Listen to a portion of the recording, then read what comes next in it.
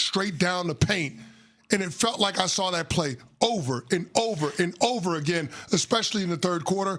Jarrett Allen was absolutely unbelievable, and I thought he was a huge difference in why the game was so one-sided last night. No doubt. And Kenny Atkinson, Cavs coach, said before Game 7 that when Jarrett Allen plays well, we usually win. And he was absolutely right to your point, CeCe. But Cavs all season long have been a bit inconsistent. Evan, last week, we're talking about the fact that at the end of last season, when we were forecasting what we expected this year's postseason to look like, we said it's probably going to be Cavs and Knicks, which is exactly what we got. But first conference finals for Donovan Mitchell. So happy to see him break through and get this opportunity. First time for the Cavs since the LeBron James era. And we've talked a lot, too, about fans and home environment in these playoffs. How about the fact that the Cavs and Dan Gilbert were bussing in fans from Cleveland so that they had a presence there last night, and you really felt it, especially at the end of the game? 25 buses of Cavaliers fans sent by the majority governor of the Cleveland Cavaliers, Dan Gilbert, where he paid for transportation and the tickets for them to all go. And cool. It was just an amazing gesture by him. That shouldn't be legal. Why is it? That's actually an interesting take. Why? It shouldn't be. It's the owner of the opposing team buying tickets for his fans to go to the game. It feels like it's putting your thumb on the scale to some degree, no? It affects the competitive advantage. There's a reason why the team with the better record has home court advantage. If the majority governor for the team that doesn't have home court advantage pays for his own fans to go into the building, transportation and tickets, it feels like it's an unfair competitive edge. Yeah, but then if you're Detroit, don't sell your tickets. I agree with you, but when the owner of the opposing team does it, he's got a bag. He can do it. He does have a bag. He can do it. But it feels like it's a little bit off with that one. No, I get you. It feels like it feels like there should be some type of rule in place where NBA governors are not allowed to do that. So I'm just looking here. On a standard Greyhound bus, it typically seats between 47 and 55 passengers. So just say 50, multiply it by 25. I'm not that smart. Whatever that is, that's a lot of fans and a lot of tickets sold. Yeah, I would love to know the bill of that. Whatever it was well worth it, because basically, are you saying would you pay to front the money for potentially 3 home games in the Eastern Conference Finals? You damn right you would. Especially when you're so good at home, and they did win a game on the road, but that had been a bugaboo for them this postseason. That's over 1,000 fans. I know these arenas seat 20,000 people. I get it. No, but that's not that much. That's 1,000 fans. Yeah, it's not like where you played in front of 100,000. Yeah, I understand that, but that's 1,000 fans. That's significant. To me, that makes a material difference. I know. Definitely does. So you want salary cap circumvention for fans. That's kind of what you're alluding to. I'm literally surprised that this is not a rule. You know I did not realize that's not a rule. Here's what you need to do. You and Javante, Javante, our TV producer, is a diehard Pistons fan. His whole life, he's from Michigan. If any family members of Cavs players were on the buses, then it could be salary cap circumvention. So you need to figure out, is anyone on the bus related to a Cavs player? Here's the thing. I wonder if this was inspired by the Knicks taking over the Sixers arena in that series in the semis. Maybe, just maybe, Dan Gilbert saw what it looked like down in Philly and said, you know what?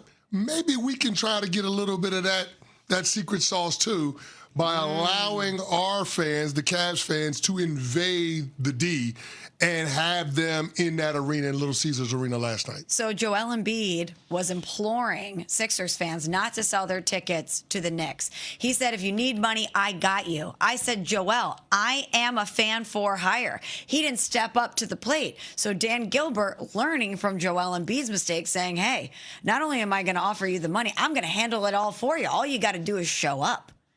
Because, I mean, if you're an owner of a team, that's your move now. That's your move. Now, not every city is as close as these two, obviously. But if there's no rule against it, right? Why would I not have my people show up in droves on the opposing team's home court? Especially if you're coming to New York. If the tickets are for sale, if it's just money, why wouldn't I do that?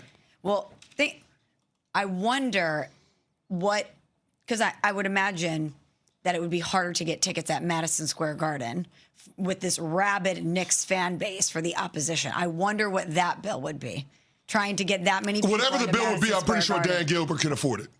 Absolutely. I'm pretty sure he can afford Absolutely. it. And then remember, it's an investment into the next round. If you believe your fans have some sort of impact during the course of a road game, are you willing to pay, I'm making this up, $100,000 for potentially 3 gates? You're damn right you are, because you're going to make millions off of that. And that's nothing for him. Of course not. And it's not only nothing. You would pay the money for the goodwill you would receive in return from the fan base. Totally. You know, that you have there. Yeah, obviously, great fans in Cleveland, but Cleveland fans are Browns first. Cleveland Browns first. Well, they don't admire the ownership there like they are now with Dan Gilbert. That's for sure. Jimmy Haslam ain't buying tickets for any road games for the Browns. And they don't have a star like Donovan Mitchell. No, actually, next year they may buy tickets for the road team in order to get the #1 pick in the draft.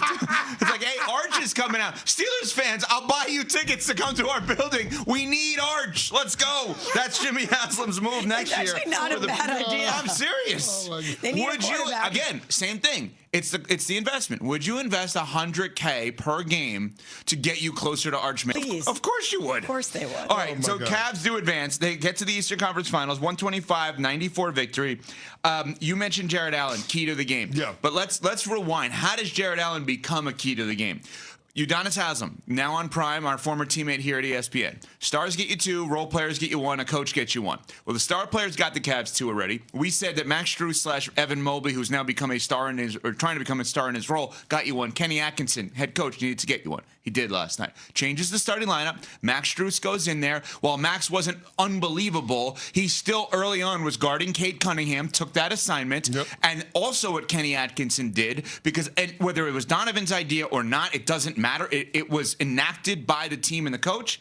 Donovan played distributor early. Donovan Mitchell being the playmaker early, saying, I need to do everything in my power to draw the defense, dump it down low to the bigs, get Allen and Mobley involved. And then what happens? Well, they converge on them, and then you have an open shooter. Sam Merrill off the bench. Man, he unbelievable. was lighting their ass up. Unbelievable. 23 Unbelievable. points. 23 points, 7 of 10 from the floor, 5 of 8 from behind the arc. So we said the coach had to get you 1.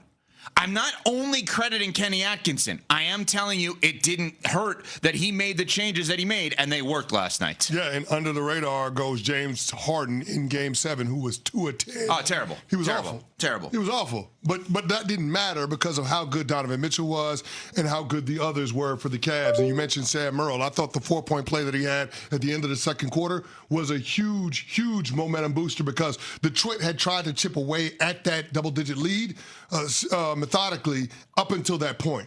And then Sam Merrill has the 4-point play, and then the Cavs find a way to extend it going into the break and had a huge halftime lead. So I thought that. And the charge he took. And the charge he took was very much a, like, whatever it takes today. Yeah. Whatever, because he's a shooter. Yeah. He got destroyed, and he's like, let's go. But it's interesting, though, because I thought that he put his imprint on the game much in the same way that Duncan Robinson put his imprint on the game in Game 6, right? Mm-hmm. Duncan Robinson, his presence was missed Game 5. Back in the lineup Game 6, he was awesome. Did everything for the Pistons, not just knocking down shots, but making winning plays, distributing the basketball, and then not being as much of a liability on the defensive end. I feel like there was a role reversal where Sam Merrill put on that same cape in Game 7, and he was absolutely amazing. So credit to all of the Cavs, the supporting cast, guys that are unsung heroes, stepping in a big-time spot in delivering for that team. And you mentioned to start this, Jared Allen, the Game 7 performance that the big man had for the Cavaliers, 23-7. Their superstar, Donovan Mitchell, first conference finals of his career, as Smalls mentioned, commented on Jared Allen's